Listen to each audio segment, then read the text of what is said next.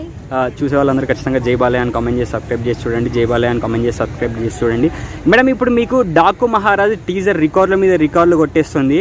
Teaser చూశారు కదా, Daaku Maharaj teaser ఎలా అనిపించింది మీకు? ఎలా అంటే ఒక స్పెషల్ లుక్లో ఉన్నారు బాలయ్య.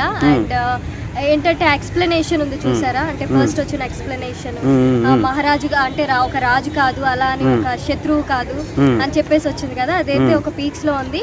కానీ శత్రువుల్ని ఆడించేవాడు, అదే విధంగా రాజు కాకపోయినా గానీ దుండగుల్ని బాధించేవాడు అన్న ఇదిలో ఉందన్నమాట. అద్దరు కొట్టారు. అంత క్లియర్ గా చూసారా అండి మీరు? అంత డైలాగ్లతో సహా చెప్పేస్తున్నారు. చాలా క్లియర్ గా చూసాను.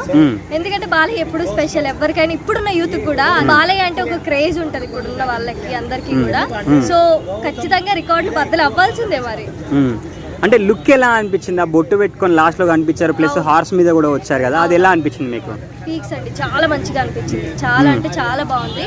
అంటే డిఫరెంట్ లుక్ లో ఉన్నారు. అంటే ఇంతకు ముందు చూసాం ఆయన అంటే చూపుతోనే ఏదైనా చేసేస్తారన్న ఇదిలో ఉందన్నమాట. అంటే బాలకృష్ణ గారు మూవీస్ లో మీకు ఏ మూవీ అంటే ఎక్కువ ఇష్టం మరి? నాకు ఇది ఏమంటారు, శ్రీరామరాజ్యం ఇష్టం. కొంచెం డివోషనల్. నేను అందులో కొంచెం ఆయన చేసే యాక్షన్ కానీ అందులో ఉన్న సాంగ్స్ కానీ ఏమన్నా ఉంటాయి, చాలా బాగుంటాయి.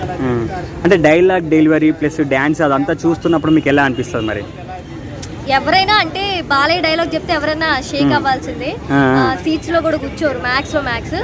వేరే వాళ్ళ మూవీ వచ్చినా గానీ, అంటే వేరే హీరో మూవీ వచ్చినా గానీ థియేటర్స్ లో జై బాలయ్య అనేంత క్రేజ్ ఆయనకి ఏర్పడిందంటే హౌ హీ ఈస్.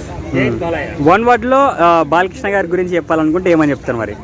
ఆయన అన్స్టాపబుల్ ప్రోగ్రామ్ చేస్తున్నారని చెప్పడం కాదు కానీ ఏ జనరేషన్ కైనా ఒక క్రేజ్, అర్థమవుతుందా, ఒక క్రేజ్ కానీ ఒక యూనిక్ స్టార్ లా నిలిచే ఆయన. ఓకే అండి, థ్యాంక్ యూ సో మచ్.